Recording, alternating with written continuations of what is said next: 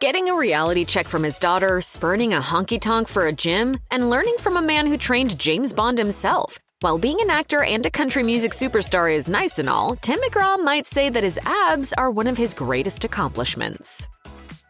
McGraw freely admits that he used to live on a diet of junk food before he embarked on the kind of fitness regimen that would see him gracing the front cover of Men's Health. And so there were few signs of any abs in 2008 when he gained an extra 25 pounds to play the role of Vince Vaughn's amateur UFC fighter brother in the movie Four Christmases, as he explained to GAC.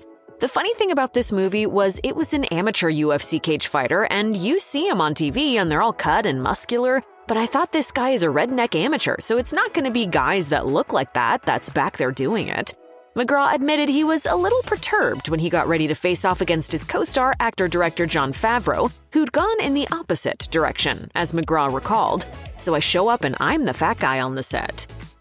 It seems fair to say that Four Christmases played a pivotal role in Tim McGraw's abs transformation. In 2009, he took his daughters to watch a film for what was supposed to be a nice family day out. Instead, the country singer left the theater questioning his life choices, and he ultimately decided that he needed to get absolutely stacked. In an interview with Forbes, McGraw explained that his epiphany came when the trailer for Four Christmases was shown before the movie they had set out to see.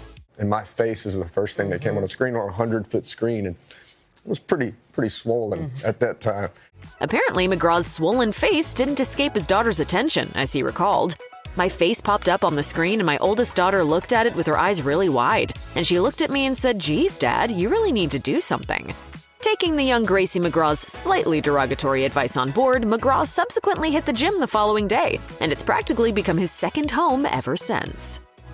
It wasn't only some weight shaming from his eldest daughter that inspired Tim McGraw to get in shape. In a tell-all interview with People magazine in 2013, McGraw revealed that both he and his team had started to get concerned about how much whiskey he was consuming. He ultimately decided to swap the barroom for the gym, saying, "I drank a lot from my point of view and I needed to stop. It was to the point where I felt it was negatively affecting my relationships and getting in the way of things I wanted to accomplish in life."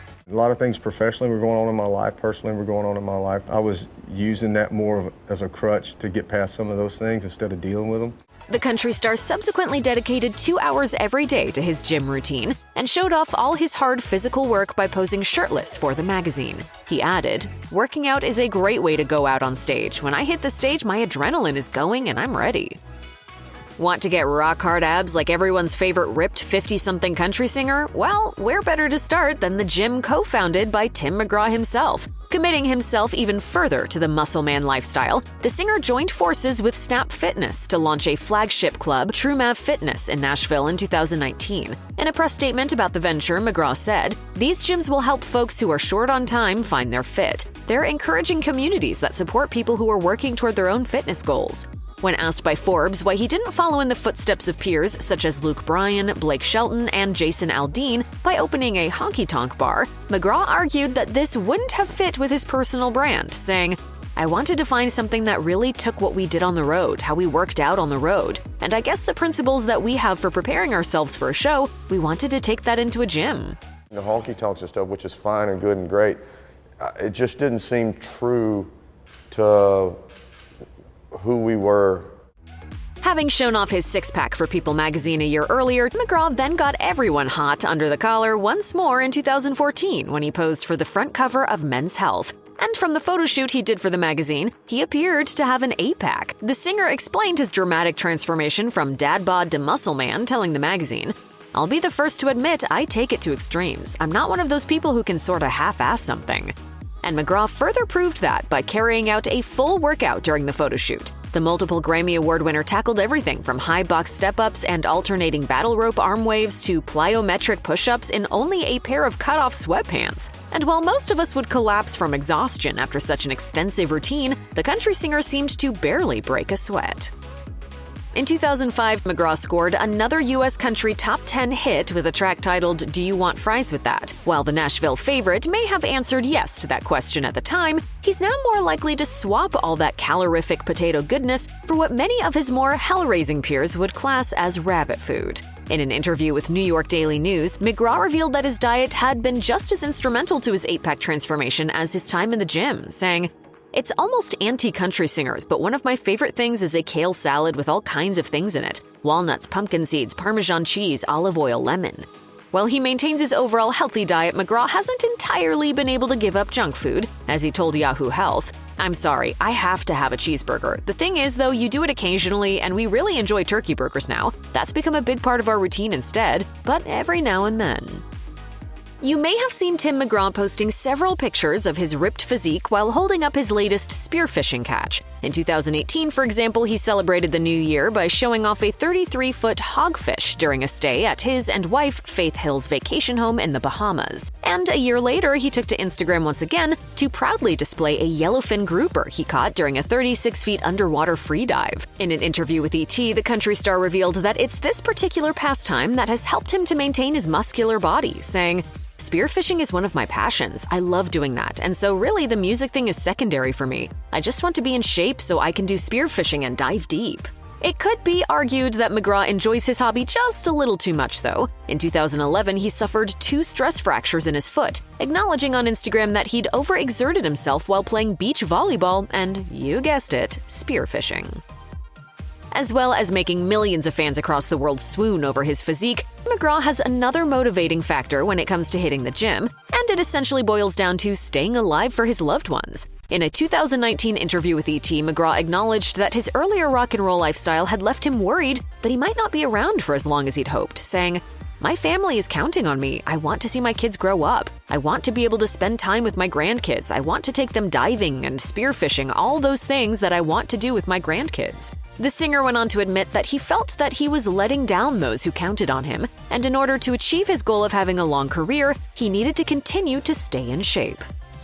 McGraw's remarkable physique isn't just down to pumping iron. Since 2012, McGraw has stuck to a complex routine, which involves everything from yoga and Tai Chi to ground gymnastics and the movement system known as animal flow. It's a regimen that was devised with the help of trainer and James Bond stuntman Roger Yuan. As Yuan told the New York Post, "I started reading and researching about what the human body is capable of doing, but we no longer do very much because of everything that's available, like cars and technology. Tim totally bought into it and loved it." Yuan, who's also worked on the likes of Immortals, Dune, and Mulan, recommends his star client to adhere to 21-day chunks for certain activities, explaining, "It gets you into a thinking process and into a physical practice process, and without knowing it, you start to jones for it. You crave it if it's not there." In 2018, McGraw collapsed during a show in Dublin from dehydration. But this wasn't a simple case of forgetting to drink some water. According to Roger Yuan, the country star was so keen to maintain his 8-pack physique that he pushed his body to its absolute limits. As he revealed in a chat with the New York Post, Yuan believes that McGraw had failed to rest an adequate amount of time after an international flight before hitting the gym, and that the onstage incident was a wake-up call. Yuan, who McGraw cites as a major source of inspiration in his book Grit and Grace, Train the Mind, Train the Body, Own Your Life, acknowledged that McGraw was the hardest working individual he's ever had the experience of training. He went on to say, "That's a compliment, but it was also a critique. I said to him, you need to not train so hard because you're going to tear apart your body." I've learned a little bit more moderation as I've gotten older because it takes a little more time to recover. As evidenced by his collapse in Dublin, McGraw likes to stay as fit and healthy as possible, even when he's on the road. In fact, his morning routine alone could put most personal trainers to shame. Speaking to Muscle and Fitness, the singer revealed that he begins his day with various stretches, yoga moves, and bodyweight exercises, before hitting the treadmill for an increasingly inclining 30-minute power walk. And when the tour bus hits the actual venue, McGraw and his bandmates will use what's in front of them to create their own improvised gym, with McGraw explaining, "We'll run the stadium stairs, the arena stairs, or the grass on an amphitheater. We'll do bear crawls and all kinds of stuff for about an hour." If that wasn't enough, McGraw and his crew will also try to squeeze in another workout using the sledgehammers, kettlebells, and battle ropes that are always part of the touring setup. Tim appears to be proud of the work he's able to put in and went on to boast, "Professional athleticism is in my DNA." In order to make his grueling 90-minute workouts a little more fun, McGraw has developed his own unique brand of gym lingo, telling Men's Health that he uses the nicknames Cheyennes, Beyoncés, and Taking Out the Trash as code for sumo stances, squats, and kettlebell moves, respectively. He went on to say, "I don't really get tired of training. There's such a feeling of accomplishment that comes from the feeling of being my age and still being at the top of my game."